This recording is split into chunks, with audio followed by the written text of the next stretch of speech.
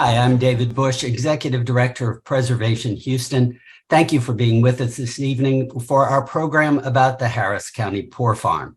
If you're a member of Preservation Houston, thank you for your support. Free access to these programs is one of your member benefits. If you're not a member, we hope you'll join at preservationhouston.org/join. Tonight's program is part of the Bart Truxillo program series, named in memory of the pioneer preservationist and Preservation Houston co-founder, and supported by Preservation Houston's members and friends. If you'd like to support our public programming or make a donation in memory of Bart, please visit preservationhouston.org/donate. Preservation Houston is supported in part by a grant from the City of Houston through Houston Arts Alliance. Now I'm happy to turn the program over to Jim Parsons, who will introduce our speaker. Well, thank you, David, and thanks to everybody for joining us this evening. Now it's my pleasure to introduce tonight's speaker, Richard Cunningham. He's a science journalist and the author of two historical novels set in 1918 Houston and Galveston, Maud Brown's Baby and the sequel Three Good Leads. Richard and his wife Lily Ann live in West University Place, and his talk tonight is based on new research by members of the Harris County Historical Commission as part of an effort to secure a state historical marker for the Harris County Poor Farm. Richard, we're really happy to have you here to talk about this little known chapter from Houston's history. I'm going to turn things over to you, and we'll see you in a few minutes for the Q&A. Thank you, Jim. I've really had fun with this topic. Jim, in the online note about this, called me a historian. I'm not a historian, but fortunately, there are some real historians that are involved in this story. I wanted to share my experience with trying to get a historical marker for the Harris County Poor Farm. There may be some people in the audience who are interested in that too. I started learning more about the Poor Farm while I was working on this novel because in 1918 was the pandemic, the Spanish influenza pandemic hit Houston. And so I wanted to incorporate something about the Poor Farm. I ended up not doing that, but learning about the Poor Farm made me want to get a historical marker for the property. The process of getting a state historical marker is you first start at the county level. The Harris County Historical Commission is where you go to get the forms to, get the process rolling. I figured, how hard could it be? So that was the beginning of this story. There was very little information online, and some of it was wrong. I needed to know, where was the Poor Farm? When did it open and when did it close? Who lived there? And what was left of it, if anything? There are a lot of great resources online. Research is so much easier these days than it would have been 20 or 30 years ago. One of the things I found fascinating was the U.S. Geological Survey maps that are available. You can get these for download digital copies for free, and you can get, or nominal cost, you can get printed copies.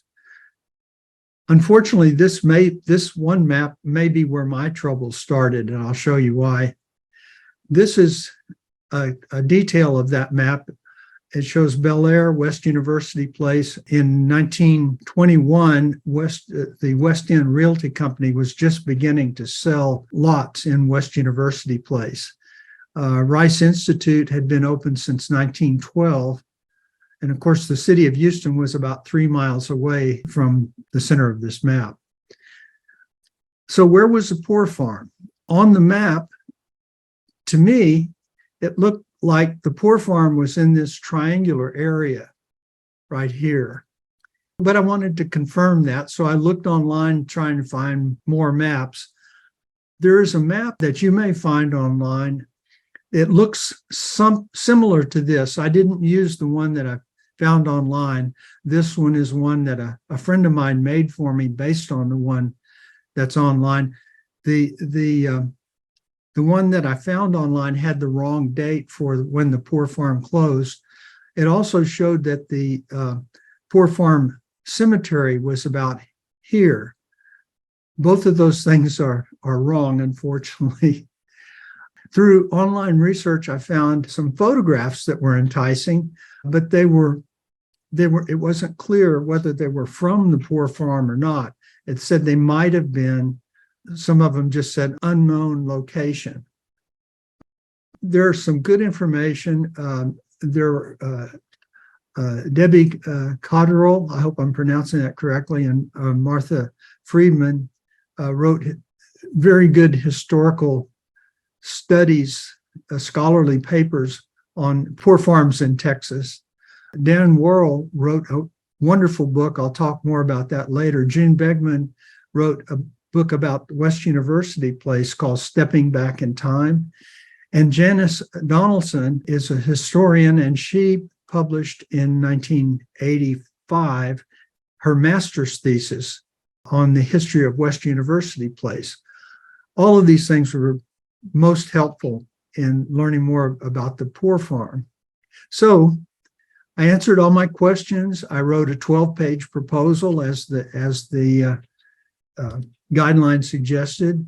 I added a map. I added a few pictures, and I added information about why I thought the farm why I thought it was where we located. I pointed out the mistakes that I found online, and I made a good argument for why the pictures were actually from the poor farm. And I applied for the marker through the Harris County Historical Commission. It was a humbling experience. The process is, I first talked with Paul Scott, an attorney buddy of mine who was helping me on this project. Bob Lohman and I went to visit Paul in his office, and then Paul gave us good advice and then turned over my proposal to a committee of Bernice Mistrot, Lonnie Chavez. Lonnie is the county archivist, and Dr. Gail Davies. All three of these ladies are historians, and they really know their stuff. They got it right. So where was the farm? This is a map of West University Place. If you're not familiar with West U and Southside Place, both of them are incorporated cities that Houston grew up around in the 1940s. West U has this kind of funny shape. A lot of people think it looks like a house. In fact, this area up here is called the chimney.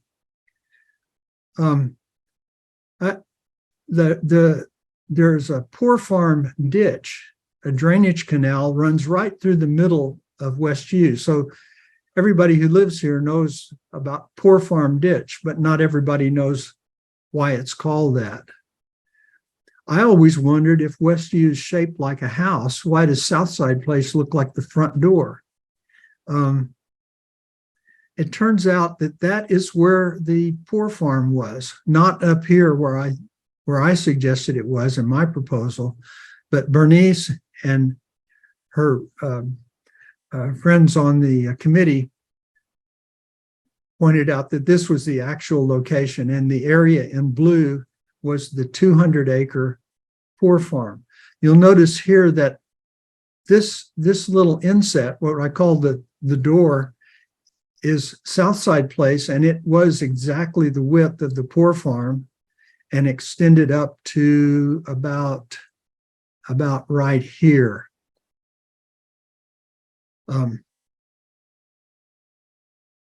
I'll get back to this map later. So what is a poor farm? The idea is not new.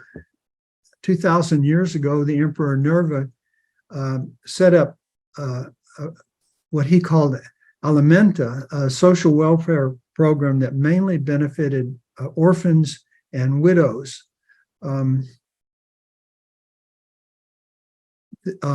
Almshouses began appearing in the 10th century, and workhouses and poorhouses appeared in England in the 1600s. But my favorite was that colonists in New England sometimes kept herds of cattle kept a few cattle aside, and then if a family was having problems, they would loan them a cow so they would have milk, they have a little food, and if the cow had a calf, they got to keep the calf. I thought that was a pretty neat way to handle it. So what about Texas? Here's how it looked in 1850. In 1836, the Republic of Texas was brand new, and in the Constitution, it directed all counties to provide at their own expense for the support of indigent, lame, and blind persons who are unable to support themselves. I think today we'd call that an unfunded mandate. There was no money provided, so not much happened. The Texas Constitution of 1876 addressed the problem of indigent care in at least 3 locations. It called for the establishment of poorhouses and farms. It said you could have a manual labor poorhouse and farm for taking care of managing, employing indigent and poor inhabitants. But this third part, I think, was probably the most important. It was a provision for paying for all this stuff. This last part, it says, using fines and forfeitures and convict labor to these purposes. And I think that that's what allowed poor farms to take off, because there was a way to pay for them. By 1880, 24 Texas counties had poor farms or poorhouses. Harris County actually had 3 different versions, not all at one time, but over the years. The first one was in 1882. The Harris County had created the Harris County Poorhouse and County Hospital. This is an old map, I think, from 1884. Here you can see the Glenwood Cemetery, and right here, this little area, I hope you can see my cursor, was the county hospital. On either side were industrial buildings. Both of these were mills, cotton mills of some kind. And then all around it were railroad tracks. So it wasn't a very desirable place. Here's where the Glenwood Cemetery is today. And so this would have been the approximate location of the Poorhouse and County Hospital that operated from 1882 to 1894. The property was too small, in a bad location, and it was poorly maintained. So it failed.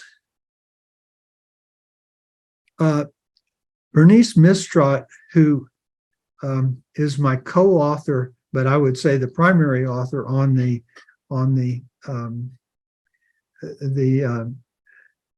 application for the historical marker, did a fabulous job researching this. So if you'd like more information on this first iteration, I would direct you to the Poor Farm Marker Proposal, Appendix A. The first attempt failed, but the Harris County Commissioners tried again. In 1894, they put an ad in the paper asking for bids for 200 acres of land for a new county poor farm. By the way, from other readings, I learned that 200 acres was about the average poor farm in Texas. It should be no more than 10 miles from the courthouse and situated on a public road. I would like to step back in time a little bit to talk about how the land came available, how the poor farm got its shape. This was the Pleasant Bend plantation from 1851 to 1865.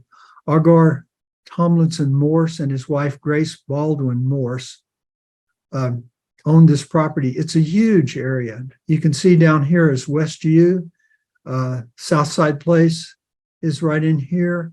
The Galleria, Uptown. It's a huge area. It was a cotton plantation. The Morse family had slaves, not a lot of them. I think they had as many as 7 slaves, enslaved people. I'll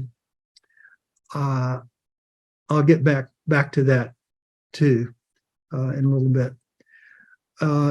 Pleasant Bend was subdivided in 1870 between the Morse's children. Soon after, Mitchell Lewis Westheimer bought 640 acres from A.T. Morse's youngest son. And again, I want to focus on this little area at the bottom of their plantation. The way the land was subdivided, I thought was very interesting.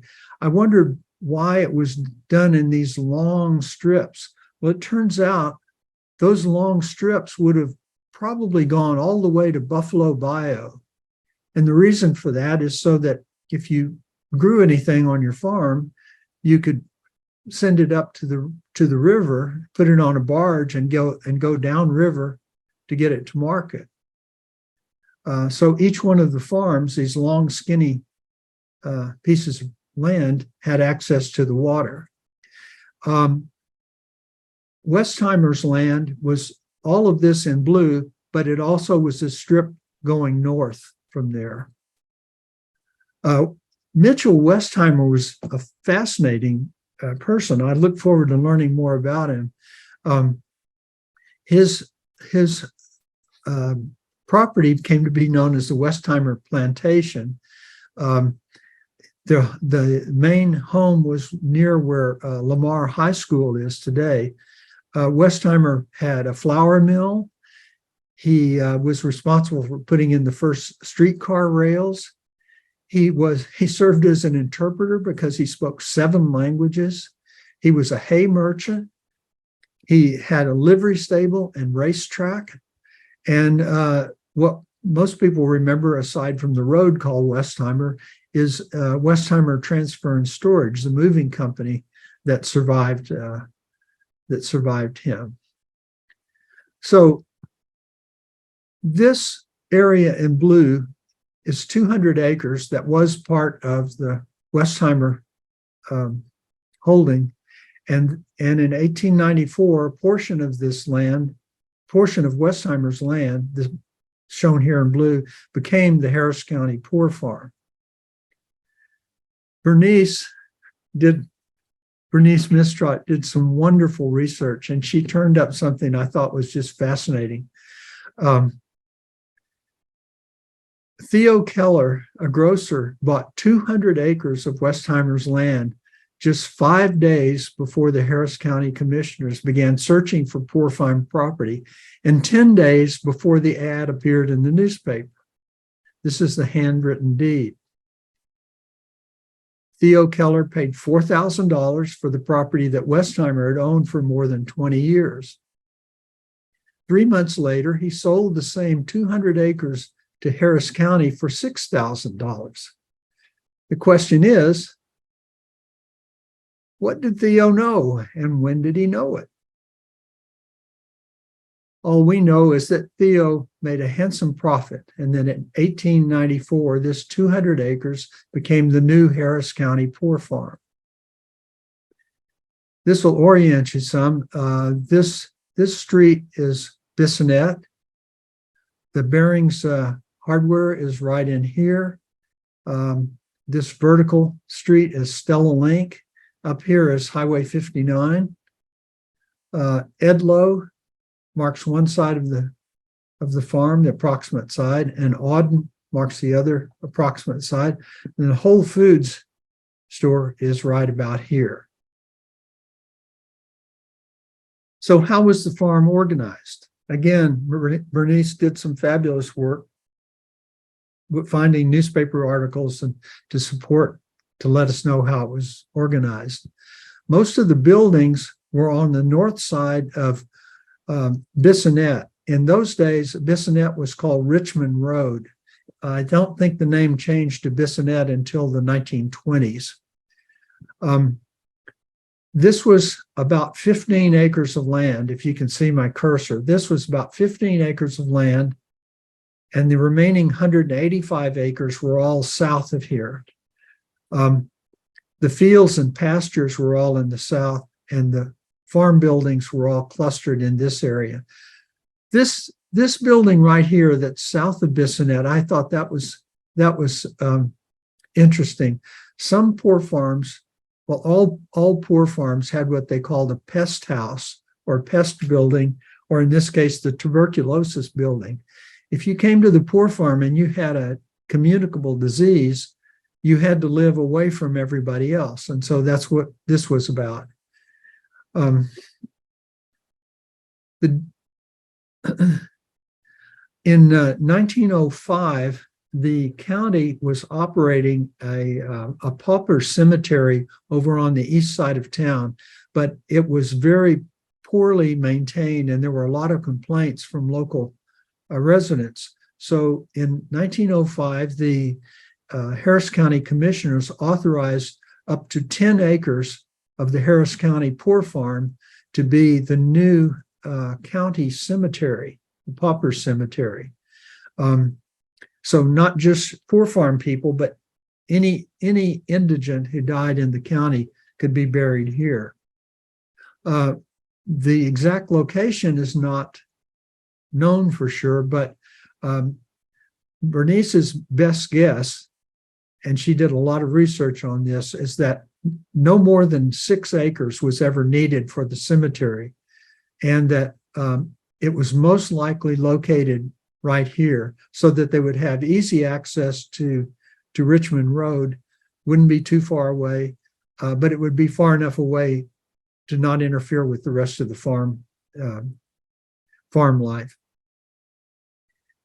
In December of 1894, about 30 inmates were living at the new Harris County Poor Farm.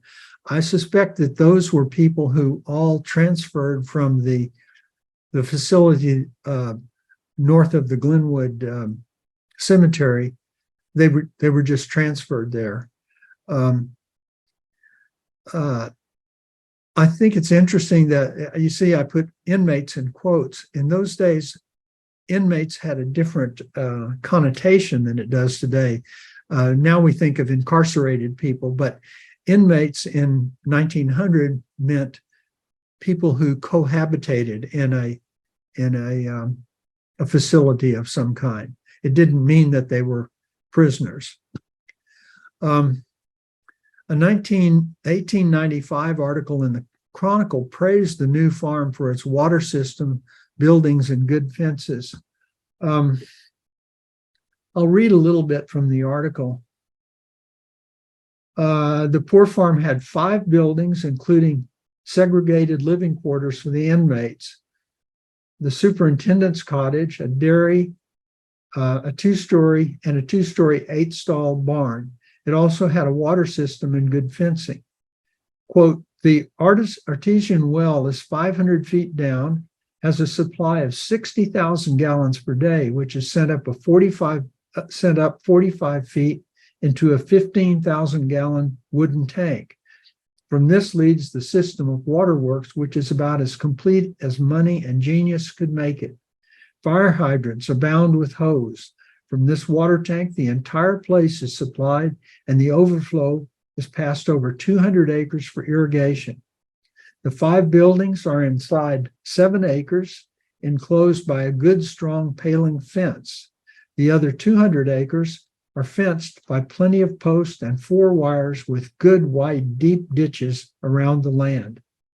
I want to point out 2 things. The ditches that they're talking about, the one on the eastern side of the property is the one we call now Poor Farm Ditch.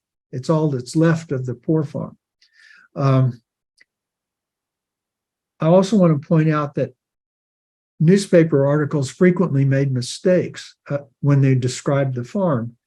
It says here, the other 200 acres, they're referring to the land south of Richmond Road, Bissonnet. And it wasn't 200 acres, it was 185 acres. But various newspaper accounts over the time described the farm as having as much as 225 acres of land. When the property was sold later, it was surveyed as just under 200 acres. The cost to Harris County was only $13,000. I don't have the figures, but I suspect that that was probably the out-of-pocket expense. The rest of the money came from fines and forfeitures as the Constitution allowed. A 1915 newspaper article has the only photographs that we have of the whole farm. This would have been taken from Bissonnet Street looking northwest. It shows the whole width of the farm. This is the good, strong paling fence that was described in the newspaper article. A paling fence is just a picket fence. I learned, I had to look that up. And right here is the water tower.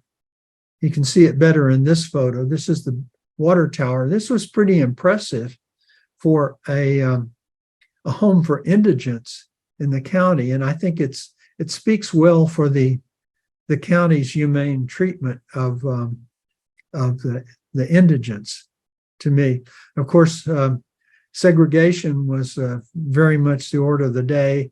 And it's sad the way, to me, sad the way the African-American and other inmates were discriminated against, but that was the times. A church group also visited the poor farm around 1915. So we have photos. And the neat thing is, between the newspaper article and photos that I believe Gail Davies found, we have these church photos. I think it was the church people who took these. And we can match up things that we see in the images and verify that these were indeed taken at the Harris County Poor Farm around 1915. So who lived on the farm? The inmates were mostly white males who were elderly or disabled. You can see here some of these men are missing limbs. This one here and this one on the end. I think it's interesting. These men, I would imagine that at least a few of them served in the Civil War, and that may be where they were injured, actually. The living quarters were separated by race and sex. But it seems like from this picture that married couples were welcome. Down at the bottom is written Edwin and Louisa Robinson. And of course, Edwin appears in this other picture. He's back here.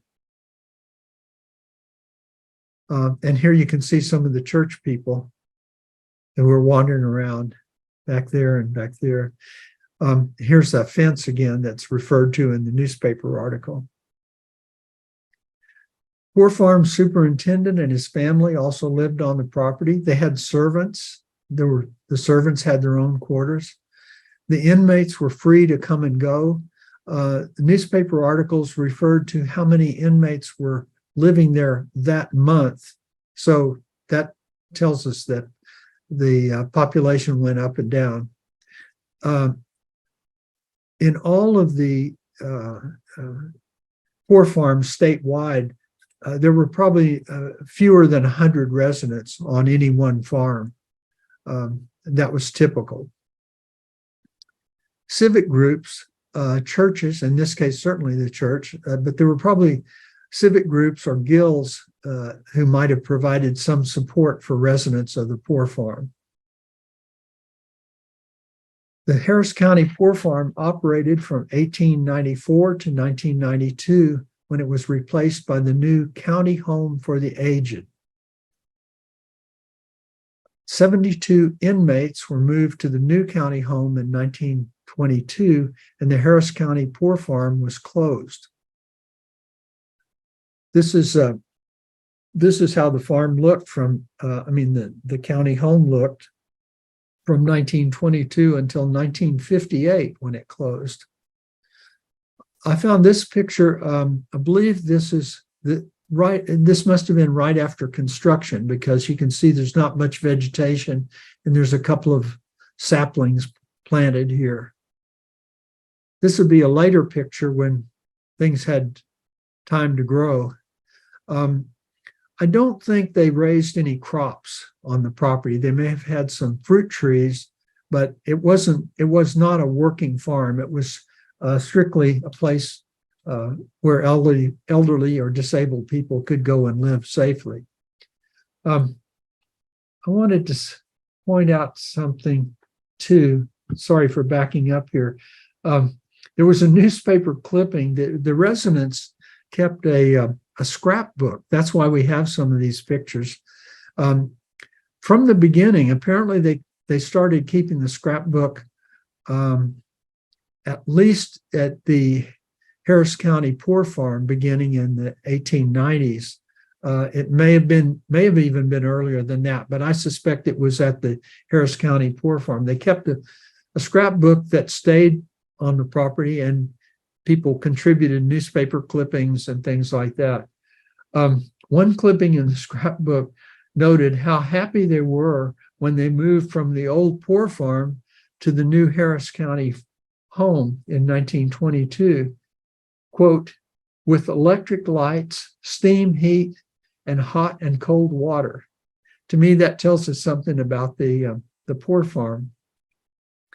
And I think it also illustrates that the changing attitude for indigent care. People were trying to make life better for these people.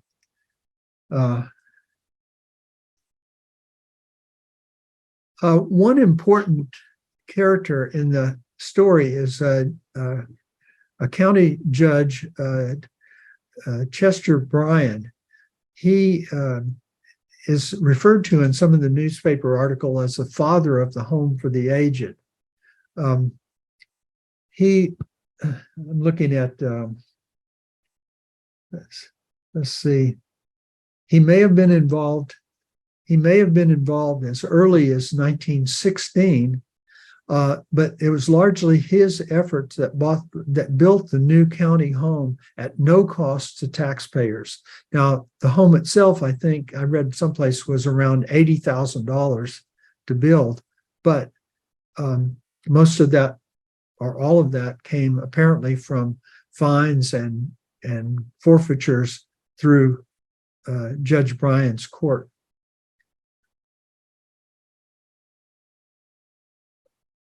To people ask where the Harris County Home for the Aged was. This is a new map. It was here on Oates Road. The cemetery is still there, actually. After the Poor Farm closed after the Harris County Poor Farm closed in 1922, several of the buildings burned. The property was sold in 1923 with a stipulation that the bodies in the cemetery would be removed. Most of them were. This, again, I think Gail Davies found this wonderful 1944 aerial photograph of, this is West University Place, and down here is part of Southside Place. But the interesting thing is, as in this area is where the Poor Farm was. This is Bissonnet. And you can see from the aerial photo, this road leading in and the road going across. And if you compare that to this picture, I think that's what we're seeing. I don't know if this is a road or maybe this is a road, but the photographer was probably standing right about here where my cursor is, looking up this road, and you can see how the Poor Farm was spread across here. The water tower would have been back in this area. So what about the historical marker? The proposal was accepted, the marker, and for the last 6 months, we've been going back and forth with the wording for the marker. That's been an exciting visit, but just in the last couple of days, Chuck Chandler, who is the current, he took over from the previous marker chair, Paul Scott. Chuck turned in to the state our last tweaks about the text on the marker. So how has how property values fared over the last 129 years? Pretty well, it seems. In 1894, Theo Keller paid Mitchell Lewis Westheimer $20 per acre. Harris County then paid Keller $30 per acre. Today, 1 acre of the old poor farm is worth about $5 million. I know everybody online is a local history buff. There is a remnant of the Pleasant Bend plantation that's just wonderful. It's right in this area where I made this little green circle. It's the Morse Bragg Cemetery. It's a pocket park. I think Dan Worrell was pretty instrumental in preserving this little patch of land. It's worth seeing. It's surprising because it's all tucked in among all these big buildings, and there are condos on either side. And then there's this wonderful little serene park. It's worth the visit. There's markers. There's a historical marker, but there are also these little information stands that tell you more about the plantation and then the cemetery itself. And finally, I'd like to recommend Dan's wonderful book, Pleasant Bend. It's incredible. It's very well written, has a ton of information. It's like drinking from a fire hose. So you can open it to any page, and it's just amazing the amount of research that's in it. And that's all I have to say. Are there any questions? I'm sure that we're going to have questions, Richard. Thank you so much for that. It's fascinating, and I know you say that you're not a historian. You've worked with some really talented people who helped uncover this, but we are lucky to have you as a spokesman for thank you. The poor farm, because you tell the story really well. And Richard and I were talking yesterday about how one of the disadvantages to the Zoom webinar format is you can make a joke and you don't know if it lands. But I laughed. I just want you to know I was sitting over here laughing. Well, so thank you. Thank you. I appreciated those too. Just as a reminder to everybody, we would love to take your questions. You can send those in using the chat feature on Zoom or the Q&A feature. We'll be keeping an eye on both of those windows, so feel free to send in either way. Richard, there is one thing that I wanted to ask just as we get rolling here. You mentioned the marker proposal for the poor farm, and you mentioned that people might want to check that out. Do you know if there is a way that's accessible to the public? I don't know if it's accessible just yet, but I think once the marker is approved, that becomes public record. Chuck Chandler would be the person to ask. I should have asked him ahead of time. He's the marker chair. Or Bernice Mistrot, if she's online, she might be able to say. I'm guessing it's not available yet, but as soon as the marker is approved, it should be on the. I'm guessing on the county's website. I'm sorry, I can't answer that any better than that. No, that's okay. It'll be better when it's finalized anyway, in out of draft form. But those are always fascinating documents because you were talking about the language on the marker, and you walk up to a historical marker and you see 250 words or whatever it is, but there is pages and pages of documentation that goes into that. I don't know how it goes from 100 pages down to 200 words, but somehow it does. Well, Bernice had done such fabulous research on it. We were just dying to get as much information in as we could. And so we were just tweaking individual words, and should there be a comma here, or should this line go here or there? It was tough. It was tough. Well, I mean, it's literally getting, cast in metal. So you Right. want to be careful, right? We want to be right. We want to be right about it. We've had a couple of people who have mentioned the Pleasant Bend Cemetery, the Morse Bragg Cemetery, and have asked where it was. The street that it's on, I think, is Wyndon Drive. Yeah, let me back wrong. up. It was on South Wyndon Drive, east of South Post Oak Lane. But if you have a map feature on your phone, Google Maps, and you just type in Morse Bragg Cemetery, it'll take you right there. All right. Okay. Yeah, it really is out of the way, or it's not out of the way. It's right in the middle of town, but it is behind this wall of skyscrapers. You don't expect that to be back there just in the middle of a neighborhood, but it's a beautiful little spot. Can you see my screen? Am I still sharing? Yeah. Yeah. So you can see my screen there. This shows where it is. And all I did was just Google Morse Bragg Cemetery. It popped right up. And to tell you the truth, I drove past it the first time because it's such a quiet little place, and it's just wonderful. It's so peaceful to go back in there. I recommend going to visit. Yeah, and it's just the size of like a couple of residential lots. It's not, you go back in there expecting, to see a big park, but it really is a pocket park. Right.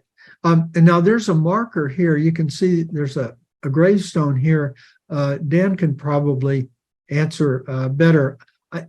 I'm not sure how many bodies are in this area, but there's a marker that has a lot of names on it. So it could be that maybe remains were collected from other places and all put together in this spot.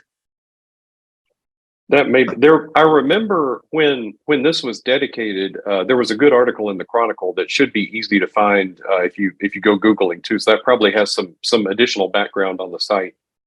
And then you mentioned, of course, Dan's book, Pleasant Bend, which really is fantastic. I mean, it covers not only that, but it goes up and down Buffalo Bayou talking about historical information. It's really something. Really, it really is. Richard, there are a couple of people who I think didn't catch exactly where the Poor Farm marker is going to go. Can you just refresh us on that? Let's see. It was a few slides back, I remember. Yeah. And it's right along. Yeah, it's right here. Edlow, yeah. Yeah. If you're familiar with Westview, right here is right about where my. Can you see my cursor there? That's a restaurant called Tiny's. Mm-hmm. Tiny's is right here, and this along here, Westview is in the process of building a pathway along along Edlow Street, and the marker is going to go right about here. I think this may be Tangley. I'm not certain on that, but it's going to go right about here along the new pathway, and I believe if everything goes okay, we should get the physical marker sometime next year, and then the Westview people will install it. And that's a couple of blocks north of where Edlow makes a jog, right? Edlow makes a jog right here. Oh yeah, okay, I see that. You can see it? Yeah, so that may help people pinpoint too. But it's, when the marker's there, it's a good chance to go eat at Tiny's and then go check out the marker. Tiny's is a delicious food, and the new trail is only, I think it's only a few blocks long. It's it borders Poor Farm Ditch. Mm-hmm. You know. Well, talking about the ditch is a good lead in. We have a question from Steve who asks, how did it come to be that the ditch has survived? How is that the only thing that's still left? That's a good question. This properly this the city of Westview and Southside Place was built on a swamp, pretty much. This is drainage is a continuing problem. I mean, Westview spent millions of dollars trying to fix the drainage. When the farm was first bought, I suspect Westheimer didn't mind selling this end of his property because it was forever flooding. You know, down below, about a mile south of here is Bray's Bayou, and when that flooded, all that water would come up into here, and so he probably wasn't using this land much anyway. And so when Theo Keller was looking for 200 acres, he said, "Yeah, I'll sell you this this part." There's so I think something I read said there were drainage ditches on each side of the farm, and Poor Farm Ditch was one at what we call Poor Farm Ditch. I think it was in the 40s. Poor Farm Ditch was enlarged, and concrete sides were put in it to improve drainage in the area. There's more on that too. There's a lot more on that too.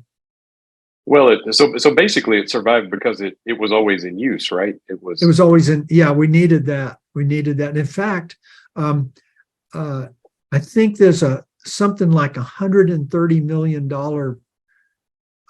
bond that's just set aside to redo the Poor Farm Ditch, because especially down in the southern end, portions of the concrete are breaking up, and water gets behind the concrete, and then it causes problems with the property owners on each side. So this is a county wide effort to improve the drainage in this area.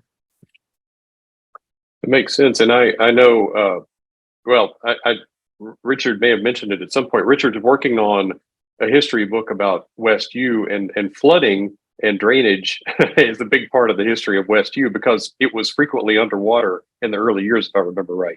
Right. Not so much anymore, but still it happens. Well, I mean, it's Houston, so, you know, we all expect that from time to time, right? Right. Let's see. Talking about water, Paul Elliott asks if the source of the water that was used to supply the Poor Farm is still used today. I don't know if that's something you're familiar with. Wow, that's a really good question. The artesian well would have been up in this area because that's where the water tower was. And I believe, I'm not certain, but I think Westview has two wells right about here. So they're probably tapping Westview has its own water source, and the wells, I believe, are right here. Some really big pipes are right in this area. I'm sorry, I should know that too. That's a very good question, but it probably taps into the same aquifer. And the newspaper article said the wells were 500 feet deep. Oh, wow. Yeah. I'll brag on our little city. You remember when here a year or two ago, because of a snafu with the water system, everybody in Harris County was asked to boil water. Do you remember that? Oh, yeah. Well, there was a map in the paper showing what areas needed to boil water. There was a 2 square mile area right in the middle that said you didn't need to boil your water here, and that was Westview. So everybody in Westview was just sitting there really satisfied with themselves, right? Yeah, we were feeling pretty smug. I'm sorry. Yeah, I remember that happened. I think that was in early 2020, and you know, I thought, well, this happened. This is probably the worst thing that's gonna come along this year. Nope. I shouldn't have jinxed it, you know. Let's see. With regard to the poor farm as a working farm, Brian Roush asks if you know what crops were grown there. Yes. And I guess a lead-on question of that is I assume it was self-sustaining, right? It was largely self-sustaining. Now, the people who lived there were not physically able to do much heavy farm work. So I suspect any of them who could work did whatever they could. But the heavy lifting, I think, was probably convict labor. And by that, I mean people who were working off fines, not murders and, not hardcore criminals, but people who had fines they were working off and things like that could, the way we have people picking up trash on the side of the road some days, those are people who may have be working off their fines. And yes, the farm was, in some of the newspaper articles, they talked about it being mostly self-sufficient. They grew watermelons and they had fruit trees. I think they had corn. They had 15 or 20 head of cattle. They had ducks and geese and surely chickens for eggs. What else? Anyway, they probably had pigs, but those things that I mentioned were part of the farm. Okay. Taylor Kidd, first of all, compliments you on the presentation. He thinks Thank the you. farm sounds like kind of a nice place to live. I don't know if it really would have been by our standards, but Probably not by our standards. the newspaper made it sound great. Yeah. But Taylor asks if there are any good records of who lived at the farm. Yes, there were not good records, but there were Bernice and the committee did turn up some records. I've seen it as just lists of names, and in one case was a list of things that were owned by the farm, like how many forks and how many plates, and some interesting things. There's backup information, and again, I'll refer people to the marker. I told you I submitted a 12-page proposal. By the time Bernice got through with it and her team, it was over 50 pages. and so there's a whole lot of information in there. And I think some of those lists may be in, they can find them in there. And of course, I mean, you have to know what you're looking for and you have to be willing to dig for it. But the county archives has all kinds of information. Really? If you're willing to put in the legwork to get it, right? Yeah. I'm too lazy for that. I was grateful for the people who did it. Well, there you go. Let's see. You talked about, how the poor farm property became, I guess, partly Southside Place and then partly part of West U. Could you talk a little bit about who bought the property after the poor farm closed? Because I assume it was relatively quickly after 1922 that it started to get sold off and developed as residential, right? Right. There were in the early 1900s, and Janice Donaldson wrote a wonderful thesis in 1985 that describes the history of West University Place. She calls it Urban Pioneers.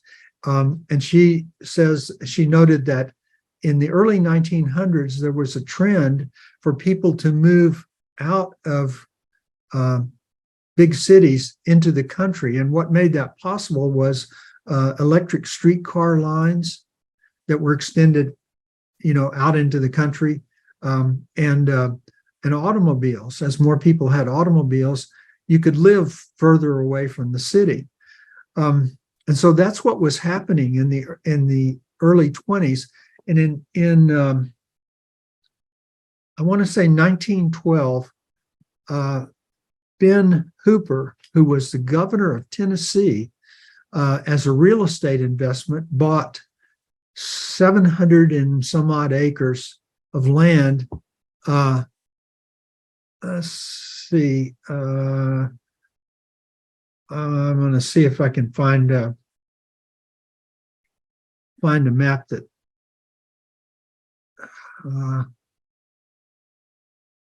Sorry.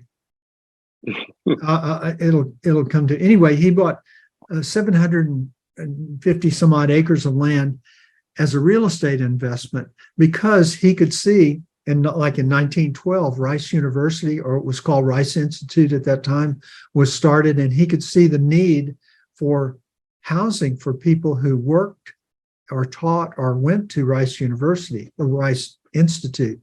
And indeed, that's why he named his real estate development West University Place. And he started a company called the West End Realty Company, and a guy named A.D. Foreman became the sales agent. Hooper himself was in Tennessee. He was governor, but Foreman was the one who organized and began laying out streets. Oh, I know now where the map I was looking for was early on.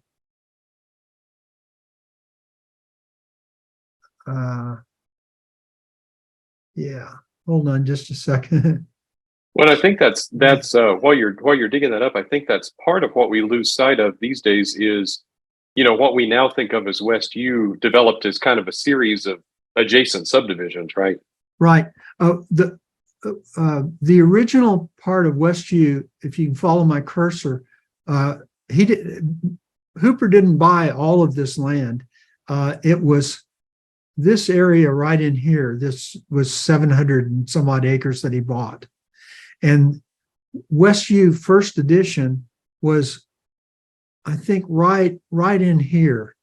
It was something like 206 plots of land that A.D. Foreman laid out and began selling them. He began selling them in 1917, and then just days later, the U.S. entered World War I, what we call World War I now, and so all national resources were diverted to the war, and you couldn't get building materials for houses. So the development plan for West University was put on hold until after the war.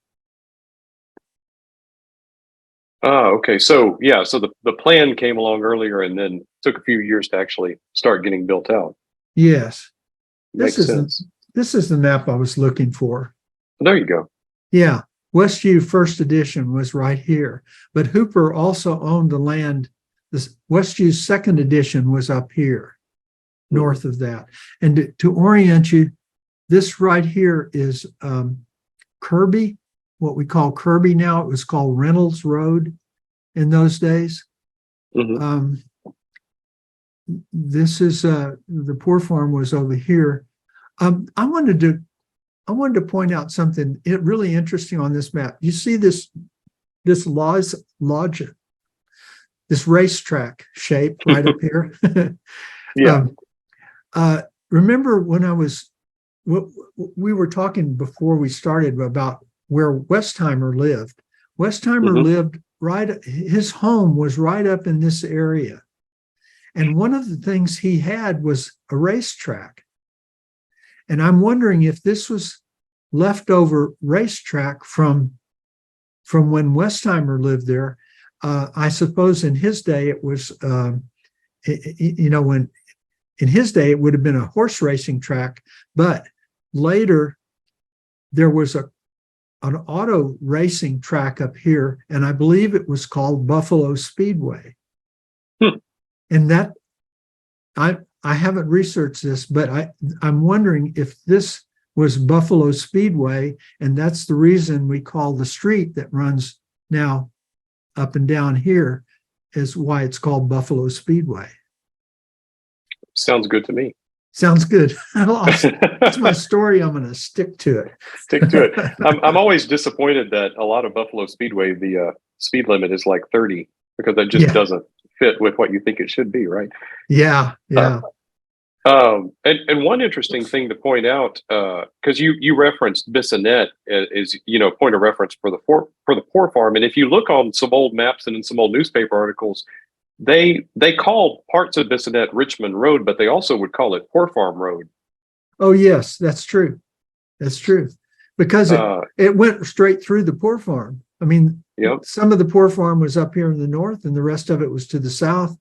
And so, if you wanted to get from Houston to the Poor Farm, you went down this road.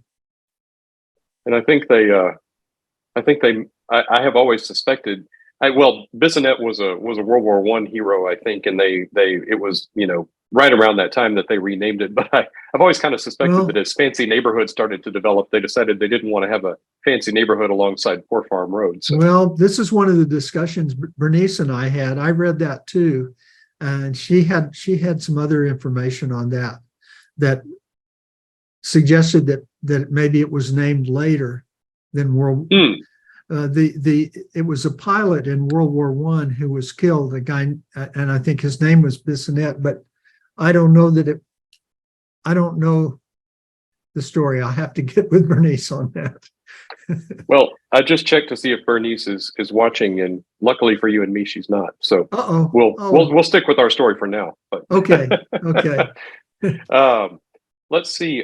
Bill Maxey, and thanks to you, Bill. He posted a link in the chat to an article from the Chronicle from a few years ago about the Poor Farm. So that would be some good background reading. Oh, good. So we appreciate that, Bill. Yeah, and let me see. Oh, we did have a couple of questions. There was a question from Naomi Joyner about the county cemetery that is on the east side. So when the Home for the Aged moved out to Oates Road and the cemetery is still out there, could you talk a little bit about that? Well, I wish I could. I believe the cemetery is still operating, and they were still receiving internments at least a couple of years ago. I don't know, maybe they still are. Again, Bernice did a lot of research on that as well. As I said, I'm kind of lazy. I didn't follow up on that. Well, I mean, that's the other side of town from where you're talking about. But that cemetery does come up in the news from time to time for different reasons. And I think that the county cemetery has been in the news just in the last few weeks. I don't remember exactly why. But it's not, if you're thinking of going to visit out there, it's not a picturesque place to go. It's very functional, and it's, the goal is to bury as many people in as confined a space as they can. So it's not a Glenwood, let's say. It's which is not to say it's not interesting, but it may not be a place to just go check out. But that does lead to another question that I had from the old Poor Farm Cemetery. You mentioned that they were supposed to move the bodies, and you said they probably did. Are there any stories behind that? Has anybody turned anybody up in their backyard? Not that I know of. Not that I know of, but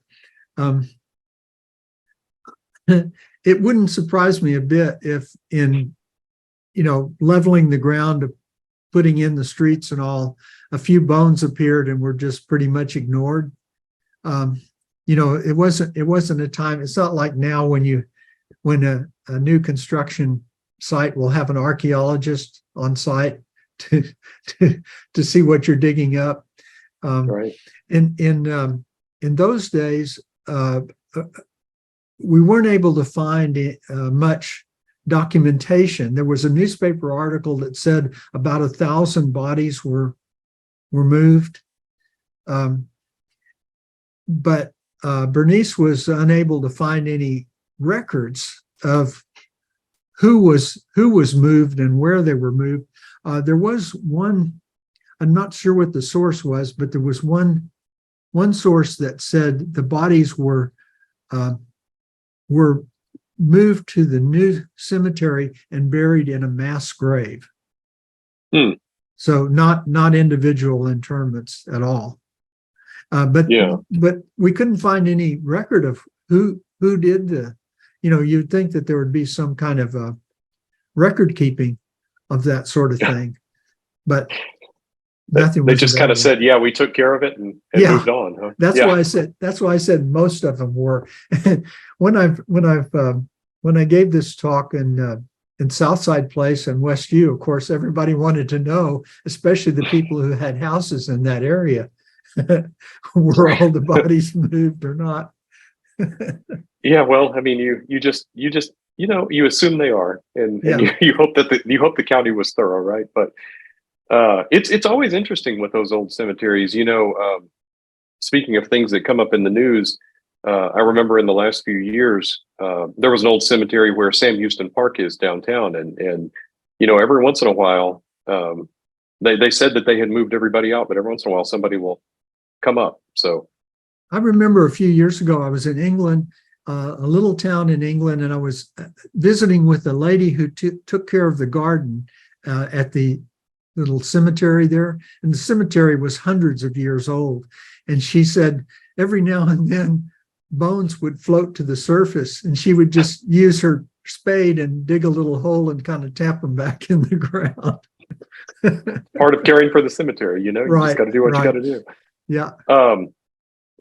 I just noticed this too. There's an eagle-eyed viewer who notices that on this topographical map, they misspelled Herman Park. And they sure did.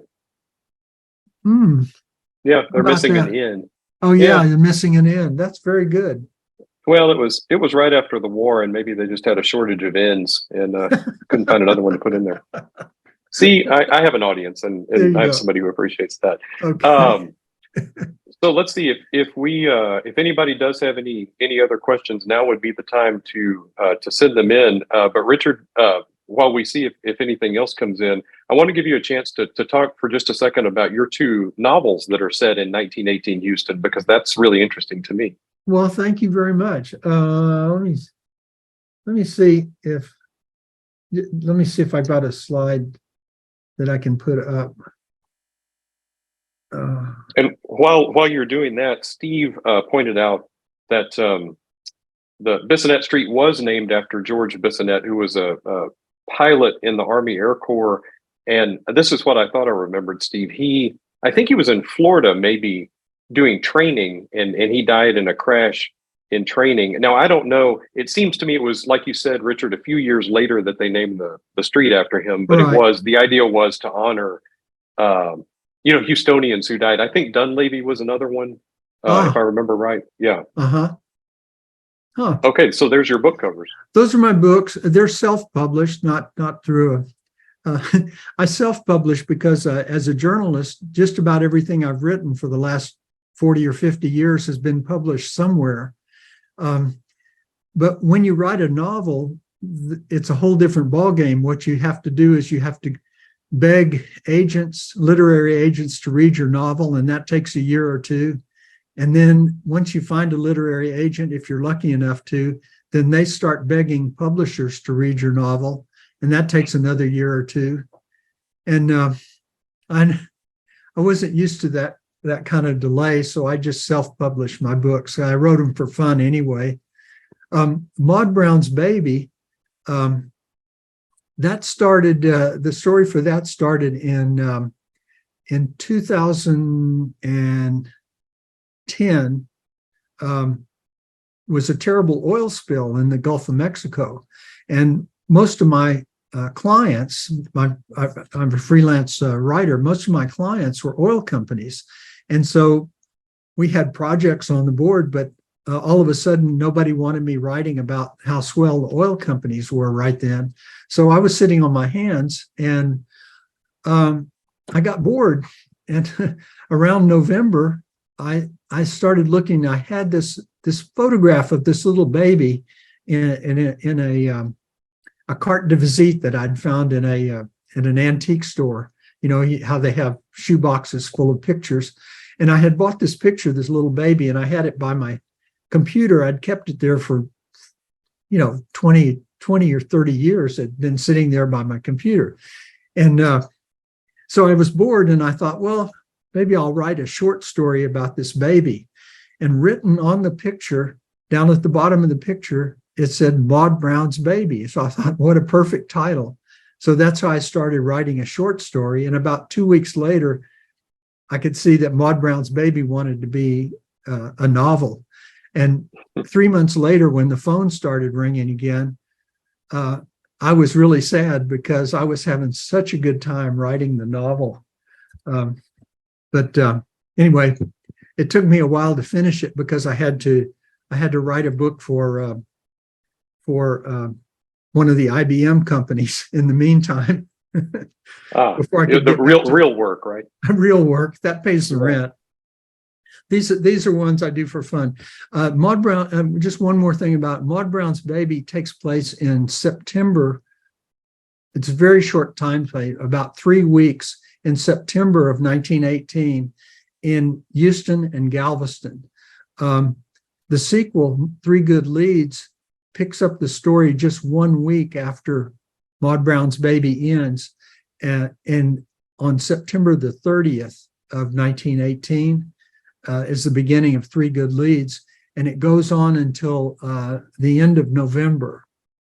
Three Good Leads does of that same year. But the crisis in Three Good Leads was the Spanish influenza pandemic, which peaked in Houston in October of 1918. And the protagonist in my book are Donald Brown, who is a aspiring photojournalist, and Clara Barnes is his lady friend, and she is a student nurse. So when the pandemic came, they were in the thick of it as a journalist and a nurse. So that's what those stories are about. Great. Well, and where are those available? On Amazon. Everything's available on Amazon. I was going to say, yeah. While you're picking up everything else you need, you can also pick up copies of these. Yeah. Well, Richard, this has been great, and there are so many compliments in the chat, and want to pass those along as a group and add mine. I think it's a really engaging story, and it's also nice to know the work that goes into a state historical marker, because you walk around. We talked about this the other day. You walk around and you see those, and you think, oh, there's a state marker. I guess just dropped out of the sky, and that's really nice. But they don't just drop out of the sky. There's a lot of work and a lot of hours and a lot of dedication that goes into those. So we really appreciate people like you who are leading the charge there. Oh, thank you. I would encourage anybody to look into it, though. If you've got a project, don't think somebody else is going to do that. Look into it yourself. And it's really been a fun journey. I wouldn't trade it for anything. There's got to be people out there speaking up for these historical topics. That's the only way we get to learn about them. So yeah. And David, our David Bush from Preservation Houston, writes in, George Bissonnet, the namesake of the street, died in 1918, killed in a collision with another airplane at Carlstrom Field in Arcadia, Florida, and he is buried at Holy Cross Cemetery, right up off North Main. So there are definitely stories there. If anybody has access to the Chronicle Archive or the Post Archive, I bet you can find all the answers to that too. As I said, we'll be sending out a link in email to a recording of tonight's program, so you'll get to go back and take a closer look at those maps and look up anything that you might have missed. And definitely encourage you to keep an eye out for that historical marker in 2024. Is that right? Hopefully. That's what we're hoping. Okay, well, we'll keep our fingers crossed. I know there's a lot of moving parts to that. So, right. It never hurts to go grab a chocolate chip cookie and see if the marker is there. Right. So. There you go. That's right. There you go. Well, Richard, thank you one more time. We really appreciate you taking the time to share this with us. And it's a pleasure. Look forward to seeing you again soon. Okay. Thank you so much. Good night, everybody.